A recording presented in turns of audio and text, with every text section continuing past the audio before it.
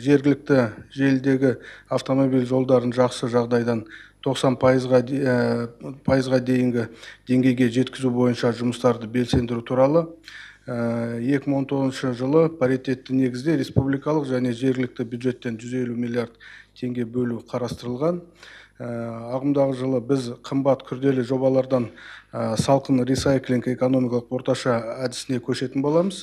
Осылайша 2025 жылға қарай жергілікті желілердің жағдайын 90%-ға дейін жақсартамыз деп жоспарлап отырмыз. Өткен жылдан бастап ауылды сумен жабдықтау барлық қаржыландыру көздерінен жыл сайын 100 миллиард теңге бөліне басталды. Осының арқасында 84,4%-ке ауыл тұрғындары орталықтандырылған сумен қамтамасыз етілді.